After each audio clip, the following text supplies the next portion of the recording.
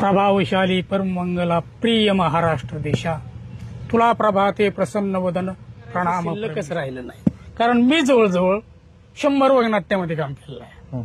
मग त्यात रंगा नावाचं हे व्यक्तिमत्व अनेक वगनाट्यांनी आणि ते आजही रंगा म्हटलं तर मला गंगेच्या मुठभर पाण्यानं जर ते शांत होत असेल तर नालीच्या गटारीतलं घमेल्यावर पाण्याकडे पाण्याची कुणाची इच्छा नाही.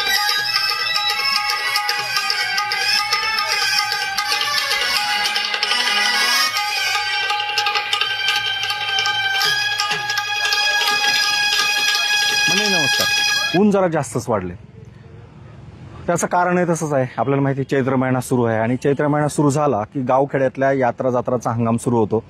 पाडव्यापासून तर अक्षय तृतीयेपर्यंत हा सगळा माहोल रंगत जातो. गावखेड्यामध्ये यात्रा जत्रा असतात आणि याच निमित्ताने तमाशा असतो रात्रीच्या करमणुकीसाठी. खरं तर आपण आहोत तमाशा पंढरीमध्ये आणि माझ्यासोबत आपण मागच्या काही दिवसापासून पाहताय तमाशाच्या पंढरीतून ही विशेष मालिका. आज आपण अशाच एका फडाकडे आहोत. या फडाचं नाव आहे मनीषा सिद्धटेकर सह रेश्मा नारायणगावकर. खरं तर प्रत्येक तमाशाचं वेगळेपण काही ना काहीतरी असतं. या तमाशाचं वेगळेपण काय आहे, याचे व्यवस्थापक कोण आहेत, किती वर्षाचा सगळा हा प्रवास आहे आणि यावेळेस नवीन काय आहे हे आपण सगळं जाणून घेणार आहेत. या तमाशाचे जे फडमालक आहेत सूर्यवंशी मामा यांच्याकडे.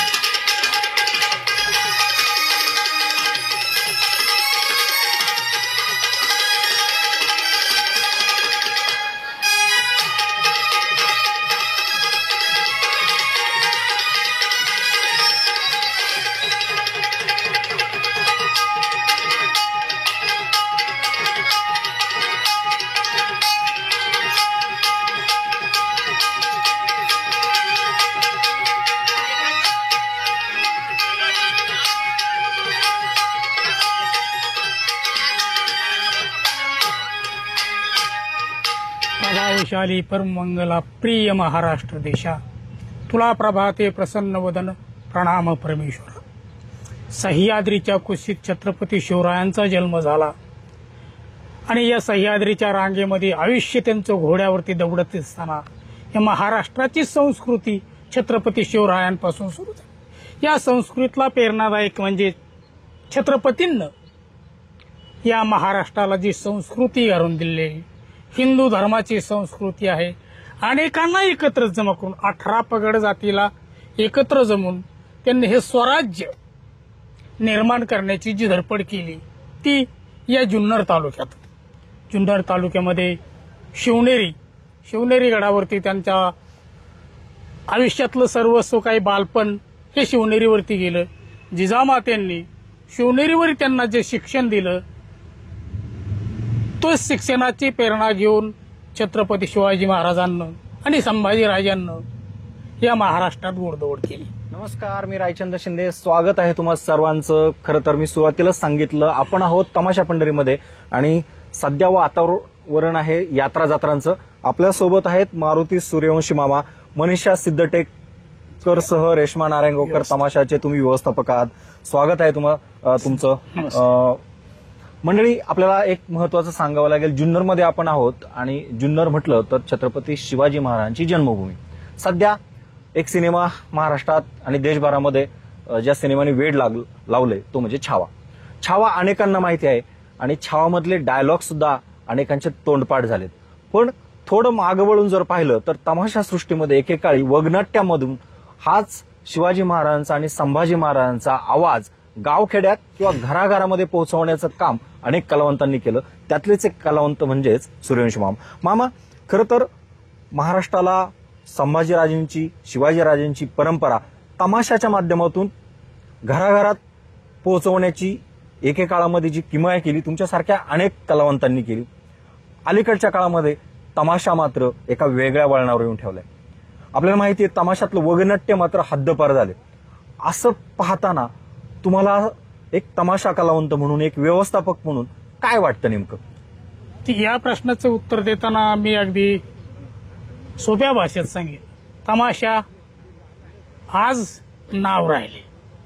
तमाशातले जे गुण होते, तमाशातली जी कला होते, हे गणगवळण, फारसा, रंगबाजी आणि त्यानंतर रसिकांचा आत्मा वगनाट्य खेचून घ्यायचं. मग कार्यक्रम पाहायला गेल्याच्या नंतर आज कोणतं वगनाट्य आहे, त्या वगनाट्यात कोण भूमिका करणार आहेत, कोणता कलावंत आहे. कलावंतांची पहिली फार्मास राहायची.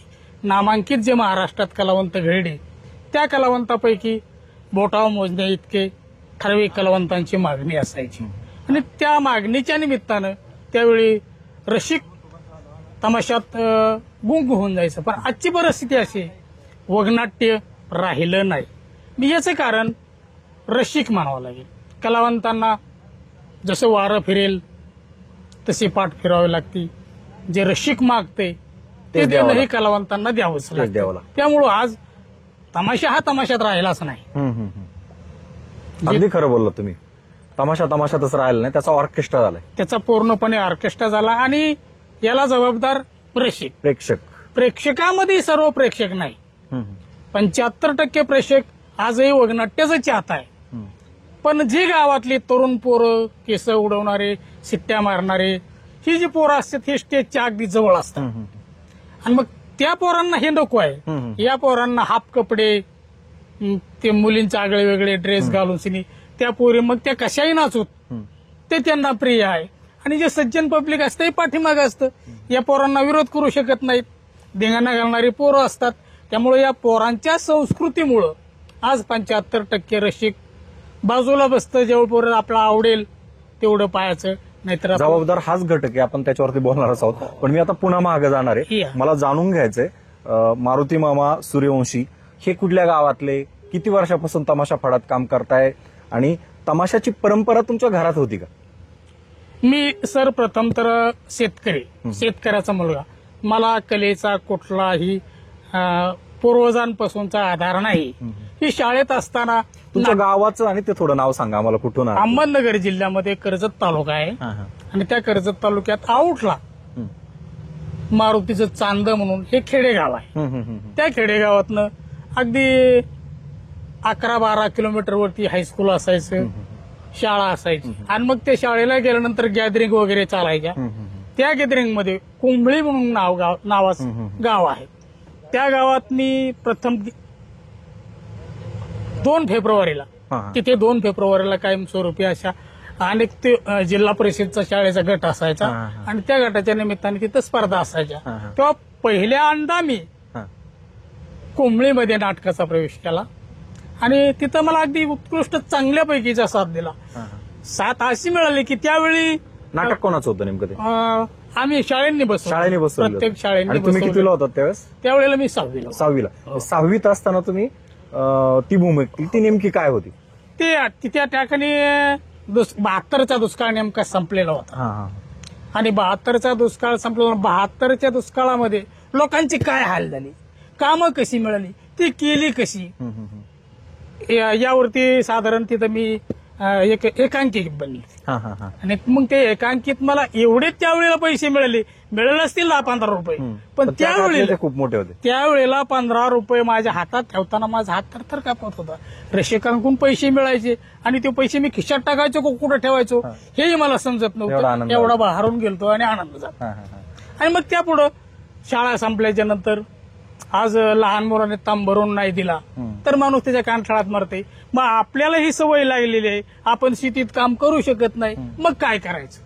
मग त्यावेळेला मी 79ला जाधव काटे कला पथक म्हणून एक व्यावसायिक नाटक पार्टी होती, त्या नाटकामध्ये प्रवेश केला.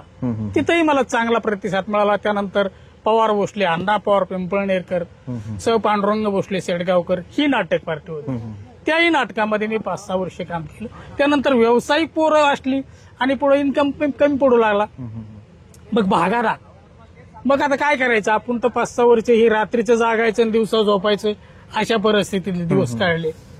मग विदर्भात आनंद लोकनाट्य मंडळ म्हणून एक पार्टी आहे, त्या पार्टीमध्ये ह्या सगळ्यांच्या नजरात चुकून तिकडे त्यात तो काळ जो होता तुमचा तो तमाशाला सुवर्ण काळ होता. अगदी शिखरावरती त्यावेळेचा तमाशा म्हणजे शिखर गाठलेलं होतं. म्हणजे आज एखादा सिनेमातला किंवा मराठी किंवा हिंदी सिनेमातला एखादा नायक तो जेवढा पॉप्युलर असतो, तो गाव खेड्यात आला त्याला पाहायला लोक गर्दी करतात, तसं त्या काळात एखादा नावाजलेला फड आपल्या गावात आला का लोक गर्दी करायची त्याला पाहायला आणि त्यातल्या कलावंताला पाहायला. त्यावेळी परिस्थिती अशी होती, नेटकीच बघा पिक्चरवर बंदी आली होती हा, हा. तिकिटाचं हा. टॅक्स वगैरे ते हा. चाललं हा. होतं त्यावेळेला मग औरंगाबादला नारळी बागेला 62 दिवस कुठला काल होता वर्ष साधारण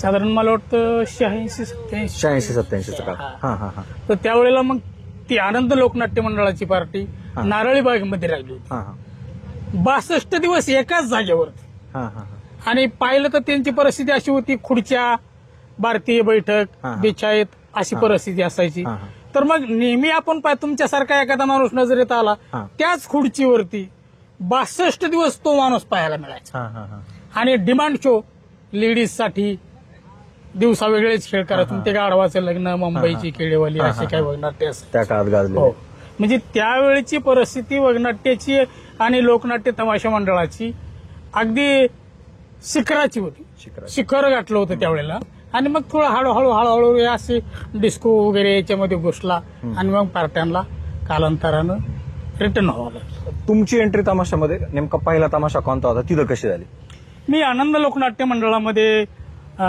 ज्यावेळेला प्रवेश केला हा त्यावेळेला शिवप्रताप म्हणजे शिवाजी महाराजांवरती वगनाट्य होतं आणि त्या वगनाट्यामध्ये भूमिका करण्यापासून माझी सुरुवात झाली मग थेट तुम्हाला महाराजांचीच भूमिका कशी दिली म्हणजे त्यातलं कारण काय कसं असतं रेसलला सगळे कलावंत एकत्र आले म्हणजे मग त्या कलावंताचं वय त्याचं फिगर हा ही भूमिका करू शकतो असे चाणक्य वगनाट्य लेखक मंडळी असतात मग त्या लेखकांना माझी ऑफर केली आणि मी ती एंट्री सुरू चला त्यानिमित्ताने आपण एखादा त्या काळातला तुमचा शिवप्रताप मधला एखादा डायलॉग संभाजीराजांचा आज महाराष्ट्राला जरी छावाने वेळ लावला असतं तर त्या काळात तुमच्या एखाद्या डायलॉगला किती वेळ लोक लावायचे किंवा तुम्हाला किती दाद द्यायचे एक डायलॉग मला त्यातला पुन्हा ऐकायचा माझी छत्रपतींची भूमिका असायची शिवाजी महाराजांची आणि मोगलांनी येडा टाकलेला असायचा मोगलांनी सगळे बाजूनी घेरलेलं असायचं त्यावेळेला मग माझे साथीदार काही सरदार विचारायचे राजे चहूबाजूने दुश्मनांनी आपल्याला येडा टाकलेला आहे लाखोचं सैन्य त्यांच्याकडे आहे आणि आपलं मुठभर मावळ मराठी आहे याच्यातून आपला टिकाव कसा लागेल तर मग त्यावेळेला त्यांना त्या सरदारांना सांगितलं जायचं 100 कौरव होते आणि 5 पांडव होते त्या 5 पांडवांना स्वतःच्या सामर्थ्यावरती 100 कौरवांना हरवून त्यांचा विजय प्राप्त केला मग दुसरा सरदार म्हणायचा परिस्थिती त्यावेळीची वेगळी असायची पण आज एका बाजूनं औरंगजेब एका बाजूनं टुपिकल असे काही इंग्रज हे असे भिडलेले आहेत मग यातून आपल्याला सामना कसा करावा लागेल यासाठी आपल्याला गनिमी काव्याशिवाय दुसरा पर्याय नाही समोरासमोर आपण त्यांचे युद्ध करून त्यांना हरवू शकत नाही आपण आपला विजय मिळू शकत नाही मग त्यावेळी सरदारांच्याच त्या सगळ्यांच्या बैठकीत घेऊन की बाबा नेमकं आता काय करायचं तर त्याला गनिमी कावा छत्रपतींनी हे स्वराज्यच निर्माण केलं हे दुश्मनाशी तोंड देताना नेहमी गनिमी काव्याचा उपयोग केला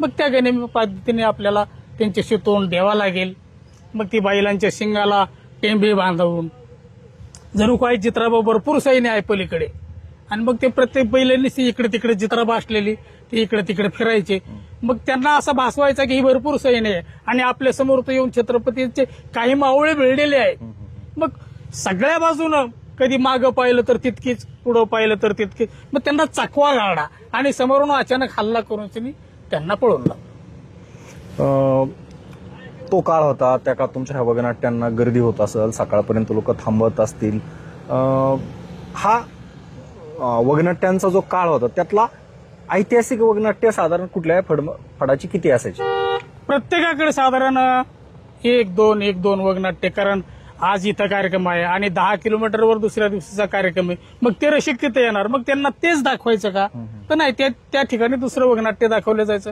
असे किमान समान 2-3 ऐतिहासिक वगनाट्य असायची आणि तेवढी गर्दी पण त्यावेळेस आपण पुन्हा एकदा तुमच्या व्यक्तिमत्वाबद्दल तुमच्याबद्दल जाणून घेणार पण मी आता थोडंसं आपण तुम्ही ज्या फडाचं सध्या व्यवस्थापन काम करताय त्याबद्दल त्यावरती येऊया हा जो फड आहे मनीषा सिद्धटेकर ह्या मूळच्या कुठल्या आणि त्यांच्या ज्या रेश्मा नारायणगावकर त्यांच्याबद्दल थोडंसं मला सांगा ही मनीषा सिद्धटेकर अष्टविनायकातलं जे सिद्धटेक गाव आहे त्या गावच्या रहिवाशी त्यांना लहानपणापासूनच त्यांच्या आईपासून कलेचा वारसा होता आणि मग ते पुढं छोटा तमाशा असायचा. नंतर मोठा मोठा कुठे बजेट करीत अर्थसहाय्य दुसऱ्याकडून घेऊन त्यांना तो वगनाट्य त्यांनी हा तमाशा त्यावेळेला हा तमाशा सुरू किती केला. वर्षाचा जुना तमाशा आहे साधारण? हा 2001 या ठिकाणी रावटी आहे, नारायणगावात पहिल्यांदा. नारायणगाव. आणि ज्या सोबतच्या त्यांच्या सह आहेत रेश्मा नारायणगाव, त्या कोण आहेत? त्यांची मुलगी आहे. मुलगीच आहे त्यांची. हो, पण त्यांचं लग्न इकडे झाल्यामुळे मग त्या नारायणगाव हा, असं त्यांना ते- नारायणगाव, मुलीचं सासर नारायणगाव आहे हो, साधारण. हो, हो. हा. म्हणजे नारायणगाव त्यामुळे जोडलं गेलं. आपण थोडस यावरती जाणून घेऊया, ह्या तमाशाचं वेगळेपण काय आहे. आता तमाशे सगळेच आहेत, ह्या वर्षी नेमका आपल्या बारीमध्ये किती एकूण कलाकार आहेत सगळे, आणि आपण यावर्षी कोणती वगनाट्य असतील किंवा इतर काय नवीन गोष्टी यावेळेस दिसणार आहेत? तुमच्या प्रश्नात एका प्रश्नाचं उत्तर द्यायला थोडस कमीपणा येतो, कारण कोणते वगनाट्य आहेत सध्या वगनाट्यच राहिलं नाही, त्यामुळे वगनाट्यावर वगनाट्य काय नाहीच. करता? हा. परंतु या कार्यक्रमाची खासियत म्हणजे अशी आहे, नारायणगाव आम्हाला 150 किलोमीटर आहे. मग 150 किलोमीटरवर जाऊन सिने आपली रावटी लावायची आणि तिथं आपल्या वाट्याला काय येईल, त्यासाठी तमाशा कसा बांधला पाहिजे. तर चांगल्या कलावंतांचा संच एकत्र करू. आज माझ्याकडे 16 लेडीज आहेत, कदाचित 18-19 असू शकतात, पण गावच्या लोकांना सांगताना 16 सांगतो. 2 कमी सांगावात, आपल्याकडून अतिरिक्त आगावपणा नको, 2 कमी सांगावात. बरोबर. त्यामुळे 16 लेडीज मी म्हणून सांगतो. जुने कलाकार काय आहेत का याच्यामध्ये, आणि त्यांचं काय वेगळेपण असणार आहे? आता शक्यतो सर जुने कलावंतच राहिले नाही. राहिलेच नाही. त्यामुळं खूप काही जुन्या कलावंताबद्दल आहेत, जे नवीन चांगल्यापैकी जे तडफदार कलावंत आहेत, आणि नवीनांना जे पाहिजे ते त्यांच्याकडे विक्रीसाठी आहे. त्यामुळं नवीनाचं जुळतंय, त्यामुळे तमाशाला चांगले. मायलेकीचा हा तमाशा हो. आहे. मनीषा आणि रेश्मा, हो. ह्या दोघी तर स्टेजवरती सुरुवातीपासून तर शेवटपर्यंत हो, असतील. आहे. या दोघींचं काय वेगळेपण आहे? आता मनीषा म्हणणारी जी आहे ही गणगवळण, म्हणजे ज्या गवळणी आहेत गुन्हे जुन्या, त्या गवळणीचं गायन काम वगैरे त्यांच्याकडे असतात. आणि मुलगी सध्याच्या फॅशन मधली आहे, त्यामुळे पूर्णपणे ऑर्केस्ट्रा तिच्यावरती अवलंबून आहे. हे जे गाणे आहेत हे सगळे गाणे म्हणणे, डान्स करणे, हे सगळा फार्महाऊस तिच्याकडे असतो. सगळ्या दोघी एकत्र मायलेकी तमाशाची जी काही कला आहे सादर करतात. हो. आपण पुन्हा तुमच्याकडे येऊया. मला सांगा, तुम्ही वगनाट्यामध्ये काम केलं, अजून तुम्हाला तमाशाच्या या सगळ्या मागच्या 20-25 वर्षाच्या कालावधीमध्ये कुठल्या कुठल्या भूमिका वाटायला आल्या? छत्रपती शिवाजी महाराज असतील, संभाजी महाराज असतील, ह्या तर तुम्ही सादर केल्यात, पण त्या व्यतिरिक्त तमाशा स्टेजवरती अजून काय काय केलं तुम्ही? अजून काय करायचं शिल्लकच राहिलं नाही, कारण मी जवळजवळ 100 वगनाट्यामध्ये काम केलेलं आहे. मग त्यात खलनायक असेल, हिरो असेल, नायक असेल, किंवा आणखीन एखादी काही साधी भूमिका असेल, अशा पैकीच्या सामाजिक, धार्मिक, ऐतिहासिक, पौराणिक, या सगळ्या वगनाट्य मिळून 100 वगनाट्यात काम केलं. आपण जर तमाशा म्हटलं तर तमाशा म्हणजे गणगवळणीला जेवढं महत्व असतं तेवढंच फार्स हा पण महत्व असतो. म्हणजे एक मध्ये काय म्हणतो आपण, वगनाट्याच्या आधी किंवा गाण्यांच्या आधी एक मिमिक्री असते, डायलॉग बाजी असते का, सगळ्या प्रेक्षकांना खळखळून त्यामुळे हसवलं जातं. त्यातला सोंगाड्या खूप महत्वाचं असतं. सोंगाड्याची भूमिका तुमच्या वाटत नाही, मी त्या विषयाकडे घुसलोच नाही. जे करायचं तर परिपूर्ण करायचं. सगळ्याच ठिकाणी आपण खेळत राहिलो तर त्याची मिसळ तयार होईल. त्यामुळं आपणाला जे करायचं ठामपणे त्या भूमिकेवरच लक्ष दिलं. मी सोंगाड्याकडे कधी शिरलो नाही. तुमच्या काळातले जे गाजलेली वगनाट्य होती त्याच्यामध्ये तुम्हाला असा कधी प्रसंग आला की स्टेजवरती असताना तो डायलॉग तुम्हाला रिपीट म्हणायला लावला? वगनाट्यामध्ये शक्यतो फार्माईस होत नाही, कारण डायलॉगची फार्माईस होत नाही. तो विषय असतो, हिरो आणि खलनायक ही दोघं एकामेकावरती तुटून पडलेले, त्यांच्या दोघांच्या नजरेत त्या दोघांवरच असतात. प्रेक्षक आपल्यावरती खेळून असतं. ते काय म्हणतात, ते काय ऑफर करतात, ह्याच्याकडे लक्ष नसतं. त्यातला तुमचा आवडता एखादा, आपण एक ऐतिहासिक पण एखादा डायलॉग तुमच्याकडनं आम्हाला ऐकायचा आहे का, त्या काळातले मामा त्या काळात गेले पाहिजे, आता तुमच्या आवडता एखादा कुठला आहे? मी शिवाजी महाराजांची भूमिका करायचो आणि अपोजिट खलनायक गणोजी शिर्के असायचे.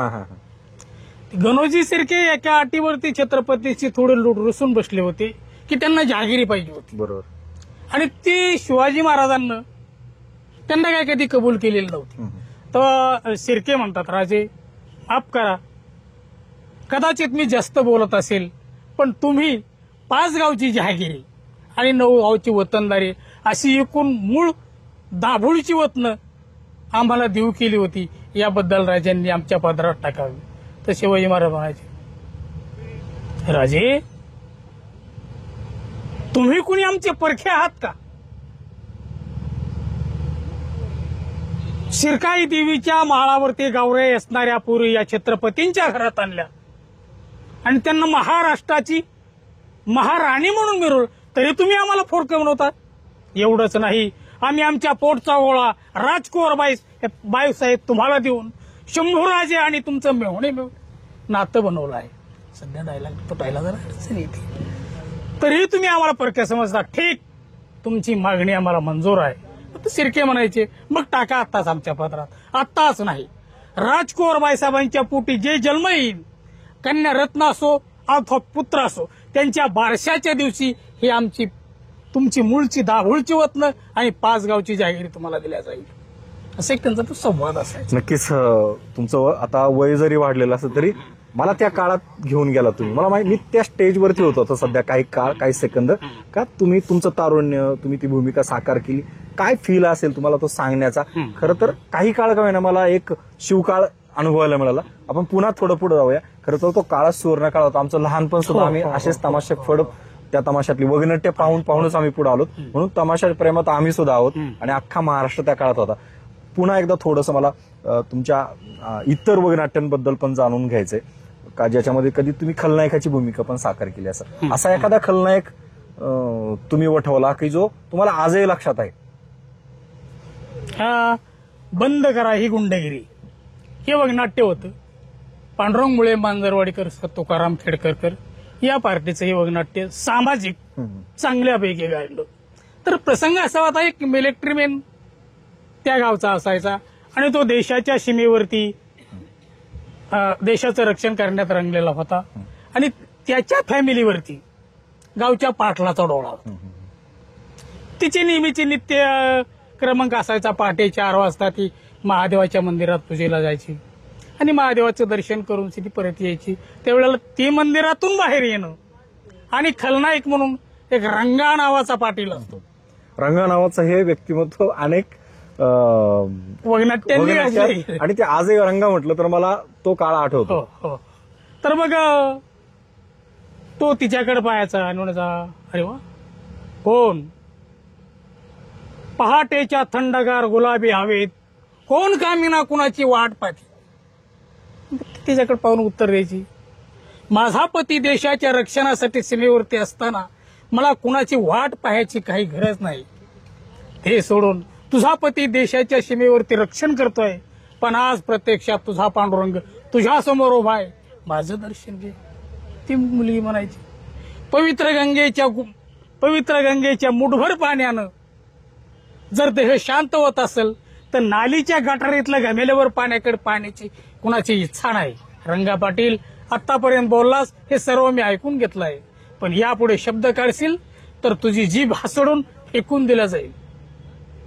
नक्कीच, म्हणजे आपण जर पाहिलं तर तो काळच असा होता, कुठलं स्क्रिप्ट नसायचं, कुणी डायलॉग मागून सांगायला नसायचं, पुढं हजारो लाखो प्रेक्षक बसले असायचे आणि त्या सगळ्यांना काही क्षण का मिळणार स्तब्ध राहण्याची किंवा काही तास स्तब्ध राहण्याची ताकद तमाशा कलावंतांमध्ये होते. एकेकाळी खरं तर आपल्याला माहिती, महाराष्ट्राचं सामाजिक प्रबोधन करण्याचं काम ह्या तमाशाने केलं, लोकनाट्याने केलं, पण आज मात्र सगळा त्याचा भाग बदललेला आहे. आज अलीकडच्या काळात जर पाहिलं तर फक्त करमणुकीसाठी तमाशा गावामध्ये ठेवला जातोय आणि करमणुकीची अनेक साधनं आली. तुम्हाला काय वाटले, कशामुळे सगळं बदल घडला, एक ज्येष्ठ कलावंत, एक व्यवस्थापक म्हणून, आणि पुढं काय असेल तमाशाची परिस्थिती पुढे जाऊन? या तमाशा कलेला जर जिवंत ठेवायचं असेल, महाराष्ट्राची मूळची ओळख असलेली ही कला जिवंत ठेवायची असेल तर शासनाने काय करणं गरजेचं आहे? शासनानं शासनाच्या पद्धतीने त्यांच्या जागेवरती काही प्रमाणात का व्हायना पण तमाशांना राजआश्रय दिलेला आहे.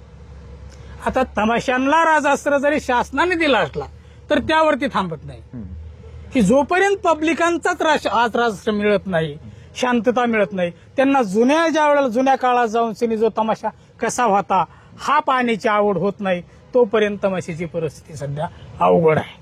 त्याला जोडून मी थोडंसं वेगळं बोलतोय. आपल्याला माहिती जुन्या गोष्टी पुन्हा एकदा नव्याने लोकांना आवडू लागल्यात. त्याचं कारण म्हणजे चुलीवरची भाकरी. आज हॉटेलांमध्ये आपण ज्यावेळेस रस्त्याच्या कडेच्या जेवायला जातो, धाब्यांवरती होतो, तेव्हा स्पेशली बोर्ड लावले असतात चुलीवरची भाकरी मिळेल. ग्रामीण गोष्टी पुन्हा एकदा लोकांना आवडू लागले.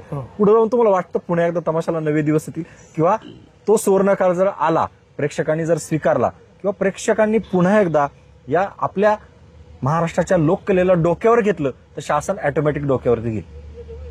यासाठी जे तमाशाचे फड मालक आहेत यांना 2 पाऊल पुढे चालावं लागेल. पण त्यांना हे 2 पाऊल पुढे चालत असताना आर्थिक बाबीची भरपूर नुकसान सहन करावं लागेल.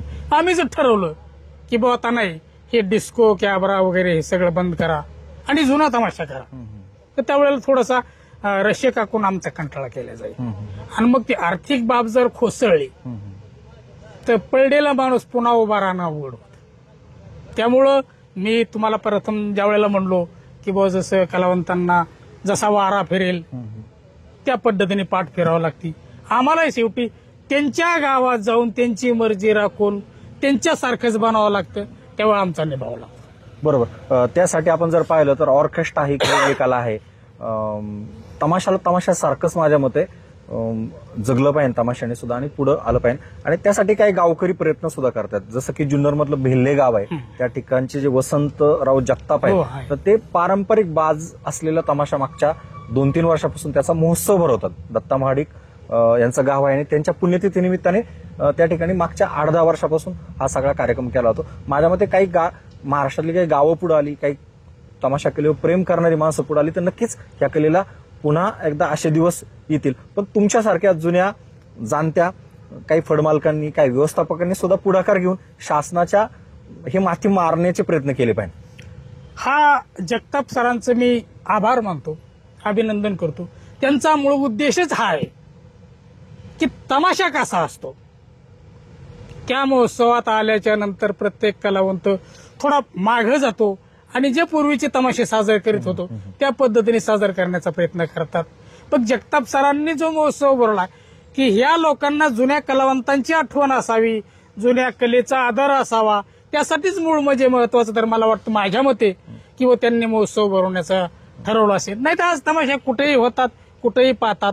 पण त्या ठिकाणी जे महोत्सवाला कार्यक्रम साजरे केले जातात तर तुम्ही जे म्हटलात त्याचं उत्तरच त्यांच्याकडे आहे की जुन्या काळात जाऊन तमाशा पाहावं, जुन्या परिस्थितीतला तमाशा दाखवला जावा, तो रसिकांना आवडावा आणि त्या पद्धतीने रसिकांनी मागणी करावा, हा एक त्यांचा मूळ उद्देश असला पाहिजे, हे माझं मत सांगतं. आम्ही ही जी मालिका दाखवतो प्रत्येक फडमालकाचा प्रवास किंवा त्यातल्या कलावंतांचा प्रवास, त्याच्यामध्ये मला काही कमेंट सुद्धा खाली आलेले आहेत का आम्ही खूप दिवस पाहतोय, आम्हाला वगनाट्यच पाहायला मिळालं नाही. तुम्ही एखादं वगनाट्य रेकॉर्ड करून युट्यूबला टाका किंवा एखाद्या बातमीत दाखवा.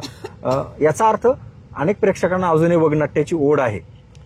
मी तुम्हाला मागास म्हटलं आजही 75% रसिकांना, जे काही आमच्या समोर यात्रेला 4, 5, 6 हजार लोक बसलेले असतात, त्यातल्या 75% लोकांना वाटतं वगनाट्यच असावं, वगनाट्यच केलं पाहिजे. पण ही उर्वरित 25%तली जी पुढची आहेत त्यांच्या पुढे त्यांचा विरोध. पुढच्या 25%मुळे सगळं गोंधळ होते आणि सगळी नवी पिढी असते तीच पुढे सगळा स्टेज अडवते आणि त्यामुळं त्यांच्यामुळे मागच्या खऱ्या दर्दी प्रेक्षकांना या गोष्टी पाहायला मिळत नाहीत. मला पुन्हा एकदा जसं की तुम्ही शिवाजी महाराजांच्या बद्दलचे काही प्रसंग सांगितले, संभाजीराजांबद्दलची एखादी भूमिका तुम्ही वगनाट्यात केली आणि त्यातला एखादा डायलॉग पुन्हा एकदा मला आवडेल. प्रसंग आहे, संभाजीराजे पन्हाळगडावरती नजर कैद देत होते आणि त्यावेळी रायगडावरती छत्रपती शिवाजी महाराजांचा अंत झाला.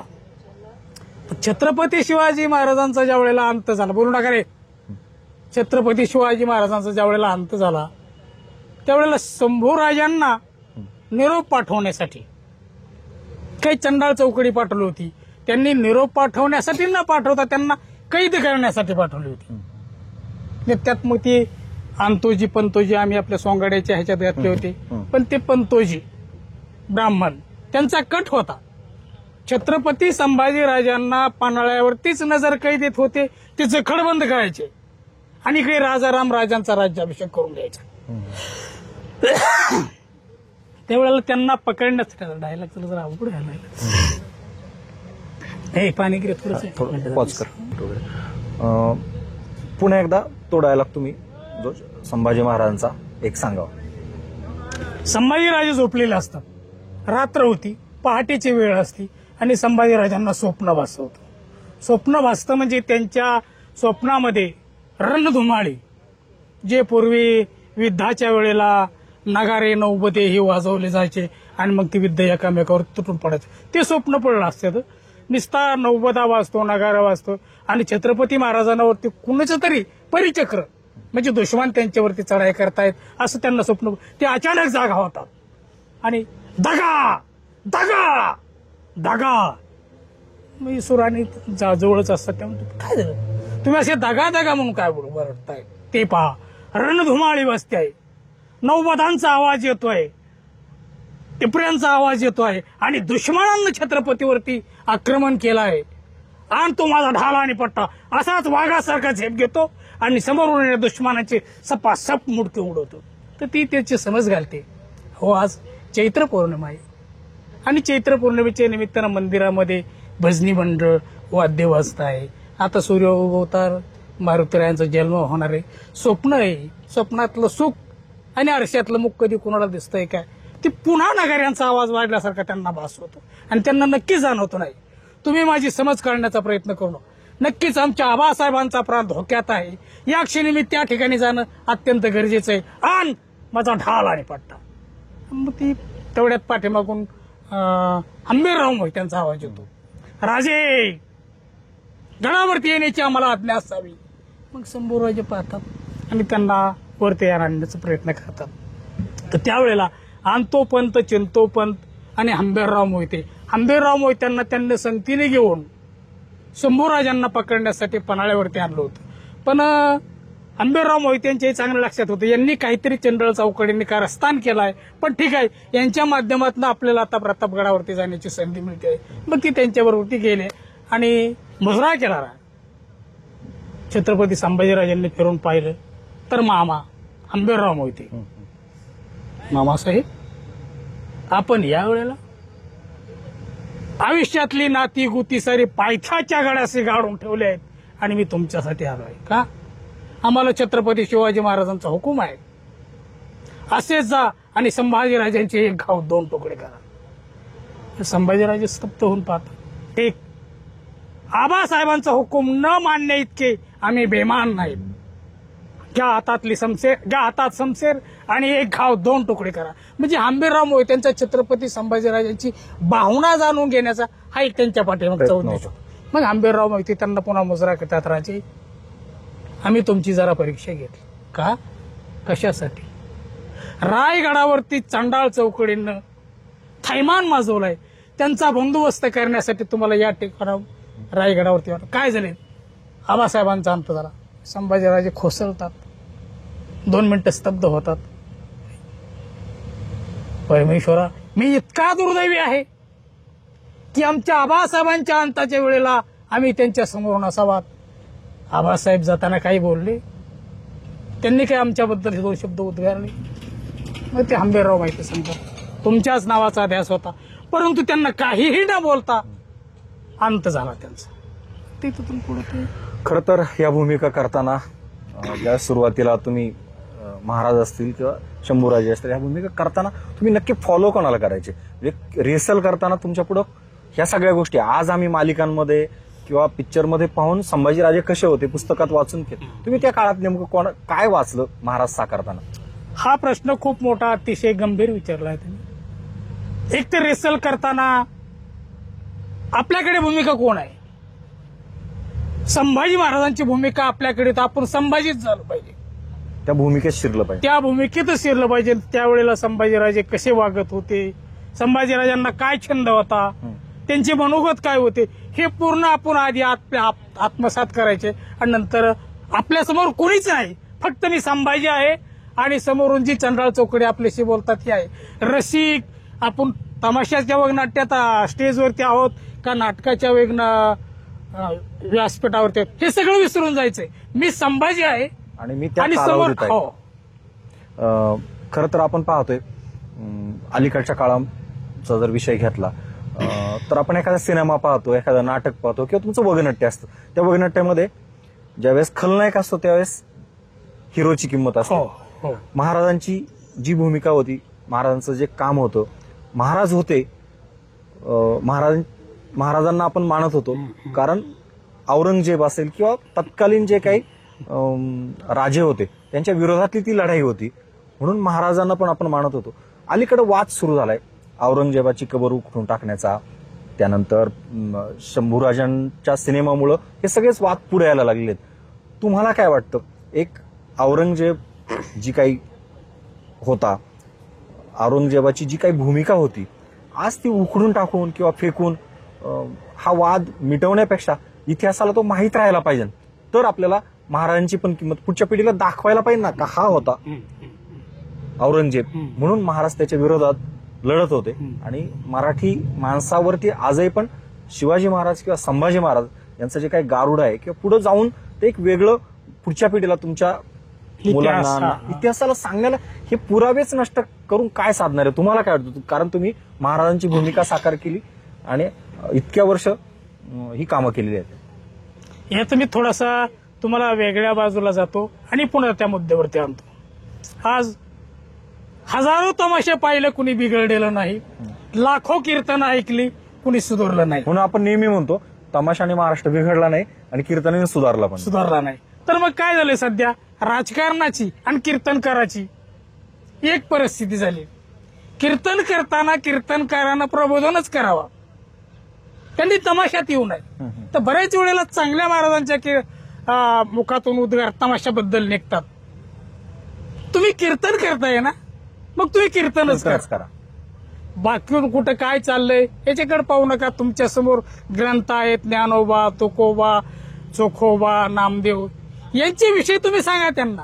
तुमचं ज्ञान रसिकांना ते सांगा. तमाशात काय होतं हे तुम्ही, म्हणजे तुमच्याकडचं भांडवल संपलंय म्हणून तुम्ही वेगळी पानं उलटी करून त्यातलं बाहेर सांगतात. तसंच मला तुमच्या ह्या सगळ्या बोलून ते एकच अर्थ निघतोय का इतिहास बदलण्याचा प्रयत्न करू नका.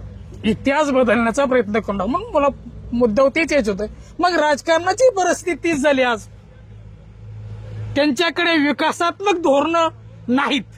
मग ही मागची मेलेल्या मुर्द्यांची हाडकं उकरून काढायची आणि त्याचा पंचनामा महाराष्ट्रापुढे ठेवायचा. लोकांचं लक्ष इतिहास लिहिणाऱ्यांना लिहिलेला आहे. शिवाजी महाराजांना काय केलं, संभाजीराजांना काय केलं, औरंगजेबांना काय केलं, यासाठी इतिहास आहे, शाळा आहे, ते शिकवतात. तुम्ही तिथेच पडू नये. तुम्ही महत्वाचा संदेश या निमित्ताने एक ज्येष्ठ कलावंत आपल्या महाराष्ट्रापुढे सांगतोय का तुम्ही इतिहास उकरून काढू नका. इतिहासाचं काम, इतिहासाचं जे लेखन केले त्या लोकांनी आहे ते जपतील, पाहतील, सगळं काय करतील. राजकारणाने यात पडू नये.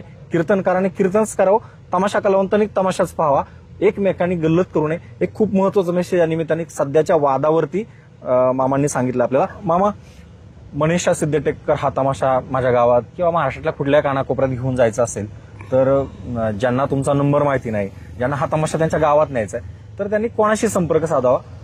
तुमचं नाव आणि नंबर सांगा आम्हाला. व्यवस्थापक मनीषा सिद्धटेककर, सर रेश्मा नारायणगावकर लोकनाट्य तमाशा मंडळाचा मॅनेजर म्हणून मारुती हरिभाऊ सूर्यवंशी.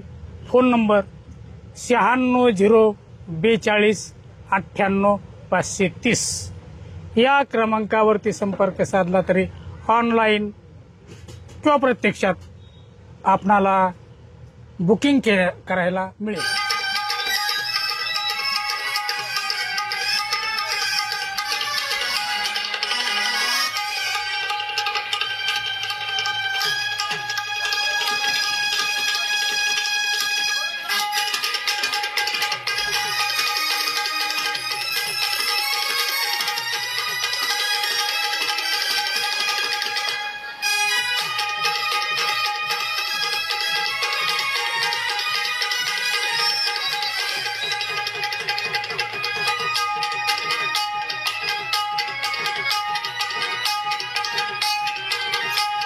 हा तमाशा ठरवण्यासाठी काही गावकरी आहेत, कुठून आलेत आपण त्यांना विचारणार आहोत. गळ्यामध्ये तुम्ही अगदी सोलापुरी साईडचं हे उपरणं टाकले. कुठलं गाव आहे नेमकं तुमचं? तालुका अकोले, कोंबळणे गाव. तालुका आणि जिल्हा कोणता? नगर जिल्हा, नगर जिल्हा. अहिल्यानगर. अहिल्यानगर. कधी आहे तुमची यात्रा साधारण? 12 तारखेला पौर्णिमा, पौर्णिमा. चैत्र पौर्णिमा 12 तारखे. तुमच्या गावचं जे ग्रामदैवत आहे ते त्याच्याबद्दल थोडंसं सांगा आणि दरवर्षी काय काय कार्यक्रम असतात यात्रेच्या दिवशी? यात्रेच्या दिवशी काय नाही, आमच्याकडं तमाशाच राहतोय, दुसरं नाही. किती दिवस यात्रा असते? यात्रा काय 2 दिवस, लय जास्त म्हणजे 3 दिवस राहते. आणि दरवर्षी कोणता तमाशा असतो? कोणता आपण जो आवडला आपल्याला, म्हणजे इकडचा पाहिजे किंवा आपला गावठी तमाशा कोणता, आपण जो आपल्याला योग्य वाटेल त्या पद्धतीमध्ये आम्ही सांगतो. हा, म्हणजे आता नारायणगावात येऊन हो. ठरवता. अजूनही काय गावकरी आहेत आपण त्यांना विचारणार आहोत. दादा, नेमकं तुमचं देवाचं नाव सांगा. कोणत्या देवाची यात्रा भरते, किती वर्षाची परंपरा आहे आणि तमाशा ठरवायला आल्यानंतर तुम्ही काय काय नेमकं फडमालकांना विचारता, तमाशात काय आहे आणि तुमच्या गावकऱ्यांना नेमकं काय आवडतं तमाशामध्ये पाहायला, आणि गाव कसं कलावंतांच्या पाठीमागं राहतं, त्यांना कुठल्या सुविधा उपलब्ध करून दिल्या जातात? आमचं असं आहे, कळमजा मातेची यात्रा असते. कळमजा मातेची यात्रा असते, आम्हालाही आठवत नाही, ती पूर्वीपारपासून चालत आलेली आहे. तर तेच आम्ही रूढी परंपरा पुढे लावून धरलेली. आणि तमाशा मालकांकडून आम्हाला एवढीच अपेक्षा असते का कार्यक्रम व्यवस्थित व्हावं, वगनाट्य व्हावं, जुन्या पद्धतीचा तमाशा व्हावा. आणि आमचं सहकार्य त्यांना एवढं असतं, आल्यापासून त्यांना पाणी शिदा वगैरे पुरवणं, त्यांना कोणत्याही गोष्टीची तकलीफ होऊ न देणं, का जेणेकरून त्यांनी आपल्या वाडीचं किंवा गावाचं नाव कुठंतरी काढलं पाहिजे. का आम्ही ह्या गावात गेलो होतो, तिथं आम्हाला ग्रामस्थाकडून तकलीफ झाली नाही, एकदम व्यवस्थित गाव आहे. दुसऱ्या फडमालकांना सांगितलं पाहिजे, आणि दुसऱ्या फडमालकांना सांगितलं म्हणजे ते पण नाव काढतात, दुसऱ्या वेळेस यायला विचार करतात. तसे दुसऱ्या गावांमध्ये तक्रारी होतात, भानगडी होतात, ते आमच्याकडे चालत नाही. किती लोकसंख्या असेल तुमचं गाव आहे आणि किती वर्षाची यात्रा भरते तिथं? आमच्याकडं लोकसंख्या कमी आहे, साधारणतः 250 ते 300 लोकसंख्या आहे. पण यात्रेची परंपरा फार पूर्वीपासून आहे. 3 दिवसाचा कार्यक्रम असतो. देवीची काठी निघते, मांडवाचा कार्यक्रम होतो सकाळचं, काठीची मिरवणूक निघते, 2-1.5 किलोमीटरवर मिरवणूक निघते, आणि संध्याकाळी तमाशा वगैरे असतो. नक्कीच हा तमाशा तुमच्या एकदम योग्य आहे असं मी सांगेल. आत्ताच मी दादांची मुलाखत पण घेतली आणि आपल्याला पुन्हा एकदा महाराष्ट्राला सांगावं लागेल का आजही महाराष्ट्रातल्या गावखेड्यात छोटी छोटी गावं जी असतात ह्या गावकऱ्यांना ह्या तमाशामध्ये वगनाट्य महत्त्वाचं असतं. वगनाट्य जरी अलीकडच्या काळात संपत चालले असतं, कारण नव्या पिढीला वगनाट्य नको आहे, त्यांना ऑर्केस्ट्रा हवं असतं, आणि ऑर्केस्ट्रा हवा असेल तर त्यांनी ऑर्केस्ट्रा ठरवायला जावं, तमाशाच्या रावटीत येऊ नये असं माझं एक प्रामाणिक मत आहे. खरं तर तुमच्यासारख्या गावातल्या नागरिकांमुळं आजही तमाशाला एक चांगलं एक पाठबळ मिळते, आणि पुढच्या काळामध्ये पुन्हा एकदा जुन्या चालीचा, जुन्या ढंगाचा तमाशा वगनाट्याच्या मार्फत पुन्हा गावागावामध्ये पाहायला मिळेल. ह्या गावकऱ्यांचं खरं तर स्वागतच केलं पाहिजे. अशा पद्धतीने पुन्हा एकदा त्यांना आपल्या गावामध्ये वगनाट्य असलेला, पारंपरिक बाज असलेला तमाशा हवाय. शेवटी मी ही मुलाखत संपवते, पण इथं शेवटी जाताना महाराजांनी मामांनी संभाजीराजेंची आणि शिवाजी महाराजांची भूमिका साकारली. याच भूमिकेतला शेवटचा एक मला डायलॉग घ्यायचा आहे. ज्या औरंगजेबाने महाराष्ट्रभर सध्या सगळं धुमाकूळ घातलेला आहे, त्याच्या कबरीच्या याच्यावरून, मुद्द्यावरून चर्चेत तोच मुद्दा येतो सारखा. त्याच मुद्द्यावरती औरंगजेब तुमच्या पुढे असताना तुमचा एखादा डायलॉग कोणता होता का महाराष्ट्राच्या मनात चीड निर्माण होईल त्या औरंग्याची?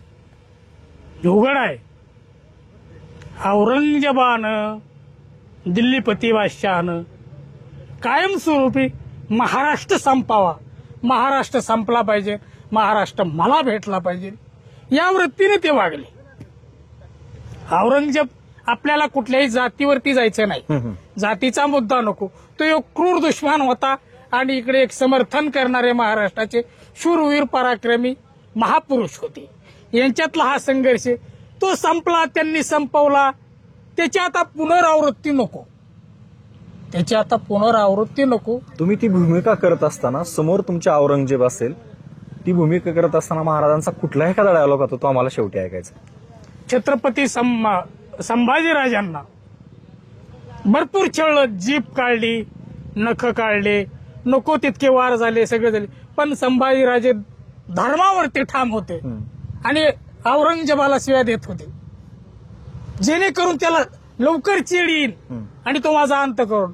म्हणून सुअर की बच्चे, औरंगजेबाला छत्रपतींनी संभाजीराजांना शेवटची शिवी दिली, सुअर की बच्चे तुम्हाला में हिम्मत है तो मेरी गर्दन उडाव. आणि मग त्या धर्माला, मी जातीचं नाव घेत नाही, त्या धर्माला या शब्दाची खूप जास्त चिड असायची. आणि मग औरंगजेबानं शेवटी त्यांचा अंत केला. नक्कीच. तर शिवाजी महाराज आणि संभाजी महाराज जगलेले, ती भूमिका साकारलेले एक ज्येष्ठ कलावंत आपल्यासोबत होते. सध्या मनीषा सिद्धटेककर सह रेश्मा नारेंगावकर या तमाशाचे ते व्यवस्थापक आहेत. अनेक भूमिका साकारल्यात, अनेक दिवस त्यांनी तमाशा जगलेत. खरं तर ते शेतकरी आहेत, पण तरी सुद्धा तमाशा आवडती त्यांची कला आहे.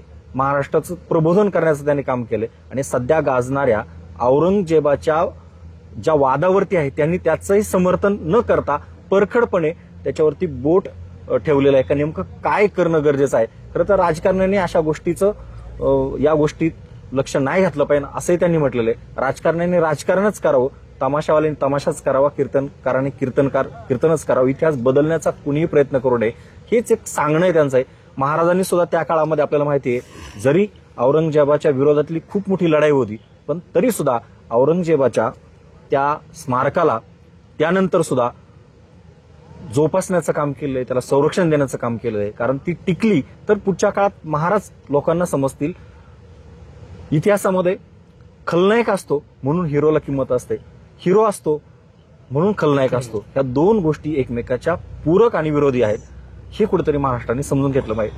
आणि तमाशाच्या पंढरीतून आज अशा प्रकारे एक वेगळे मामा आपल्याला ती भूमिका जगणारे आज या निमित्ताने आपल्याला ऐकायला मिळालेत, पाहायला मिळालेत आणि गप्पा मारायला मिळालेत. तुम्ही मात्र कुठे जाऊ नका, पाहत राहा माझ्यासोबत हाच तमाशाचा पुढचा प्रवास तमाशाच्या राहुटीमध्ये पुन्हा एकदा नव्या एका फडमालकासोबत.